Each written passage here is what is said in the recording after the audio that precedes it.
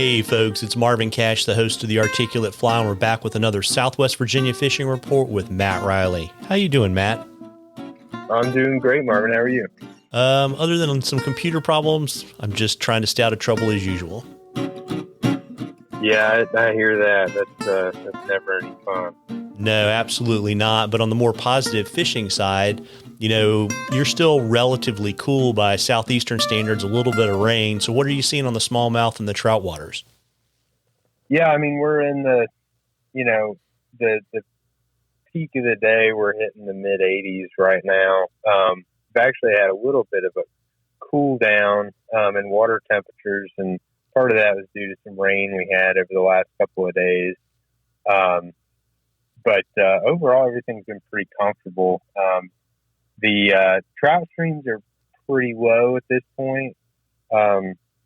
We will likely peak in our trout stream water temperatures in the next couple of weeks. But there's always fishable cold water somewhere in the region if you go high enough or closer to the headwaters where there's springs. And on the trout front right now, I mean, we're mainly dry fly fishing. That's the beauty of summertime around here, is that we have cold water to be able to responsibly trout fish, but they look up pretty much all summer. So that's been pretty viable, pretty good. Smallmouth fishing has been decent, kind of depending on the day and the conditions. Been hopping around a little bit trying to avoid bad conditions, which is mainly coming in the form of low water right now, or just really crazy fluctuations from the dam at Radford on the New River. But it's been an interesting early summer in the sense that topwater fishing has not been quite as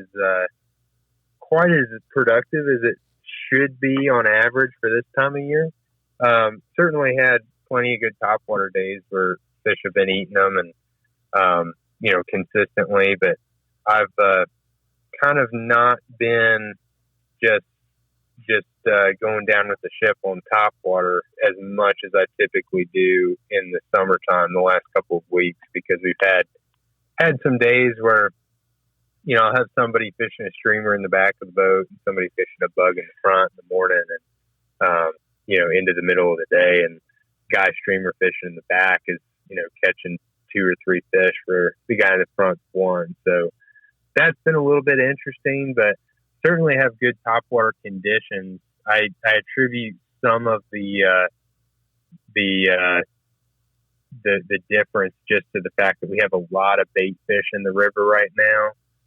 Lots of smallmouth fry and then lots of just native bait fishes. So it's been a little bit different than usual, and just kind of paying attention to what's going on around you and not being afraid to switch things up has worked out for us day to day. Yeah, and I was wondering too, I mean, I guess we kind of had a cooler spring than normal. Do you think that's kind of got things a little bit behind in terms of the topwater bite this year? I wouldn't think so. I mean, I've caught fish on topwater all the way down to mid 50s water temps in the spring and the fall. As long as you have,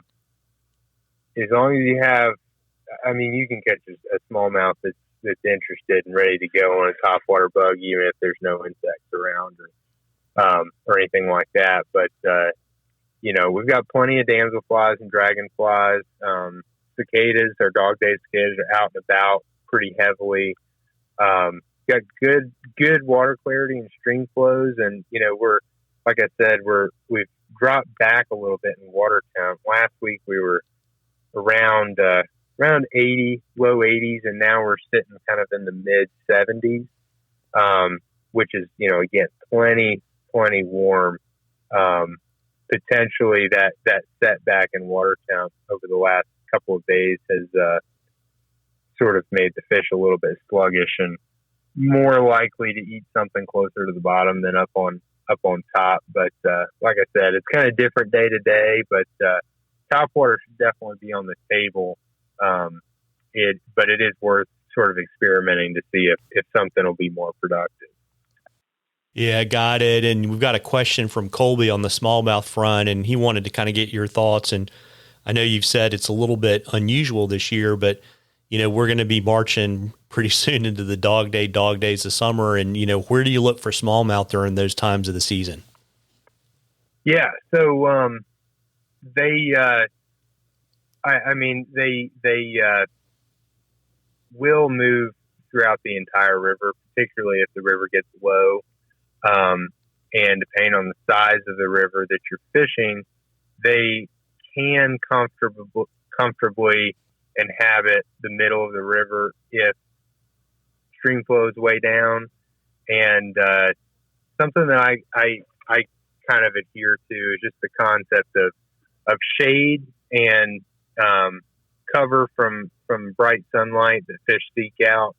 So my ideal conditions in the summertime, particularly, July, August, September, are, clear water, moderate to low stream flow, and bright sun. Because what it does is it sort of eliminates the ability of just deeper water to provide that sort of visual cover for fish. And they tend to concentrate in the shade along the bank. That time of year too, when you have a lot of insects in the trees, and later into August, we'll start to have some of our annual cicadas dying off. Those fish will position themselves to feed on those food sources, and that's again underneath of the trees. So tight to the bank in the shade, most of the time is where you're going to find fish. And then cloudy days, heavy overcast. If you have low water and there's no current to kind of force fish to be on the outer edges of the river, they have a little bit more of an ability to move around and jockey around in the river, just because there's no bright sunlight to really concentrate them in shade during the peak of the day when the bug activity is really, really heavy. So cloudy days, I tend to do a little bit more streamer fishing than I do on the bright, sunny, high bug activity days.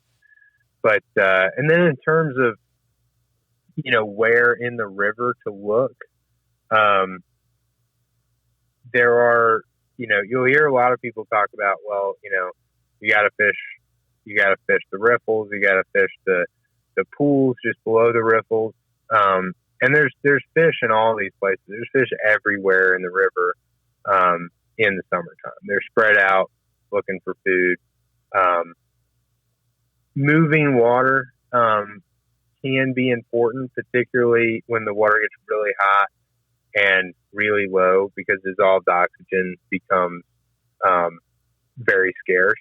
And so areas sort of closer to the dissolved oxygen stations of riffles and tailouts and that kind of thing can be a little bit more productive if you have really low, really hot water. But for the most part, my favorite water for bug fishing in the summertime, particularly for big fish, is what a lot of people will just row right through. And that's deeper, slow water, with lots of good woody or rocky cover in it. And again, that's generally on the bank in shade. And, depending on the size of the river, pools on the New River can be a couple miles long, but pools on, the upper or middle Rapidan River or upper Shenandoah River, can be, 50 to a couple hundred yards long. So, pretty much, it sounds cheap, but all throughout the river, anywhere you see that good sort of smallmouth speed, walking speed water, to a little bit slower water, with good cover and shade, that's what you're looking for. It's not too complicated. Got it. And, folks, we love questions on the articulate fly. You can email them to us or send them to us on our Facebook or Instagram page. And if we use your question, I'll send you some articulate fly swag, and we want to enter you a drawing for something cool at the end of the season from Matt. And, Matt, I was going to check with you too before I let you go, see if you've kind of gotten your writing groove back from all of your travels this summer. Yeah, I'm working on it. The column I'm putting together this week is just not really anything fishing related, but it's just sort of about the life cycle and kind of what you're seeing relative to the lightning bugs that are everywhere outside right now.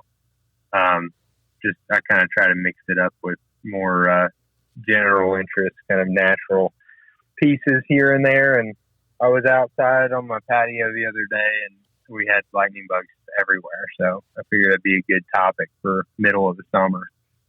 Yeah, well, there you go. And when it comes out, I'll certainly drop it in the show notes for you. Perfect. Awesome. And also, too, I got your newsletter earlier this week. I mean, you've only got a handful of days, left to fish in August and maybe a few more towards the end of September. You want to let folks know where they can find you so they can soak up those extra days? Yeah, sure. Just find my website is MattReillyFlyFishing.com, and then you can find my phone number and email on there, and reach out however you feel comfortable, and we'll get to talking, and we'll figure out what we're going to do. Yeah, well, there you go. Well, folks, you owe it to yourself to get out there and catch a few. Tight lines, everybody. Tight lines, Matt. All right. Thanks, Marvin.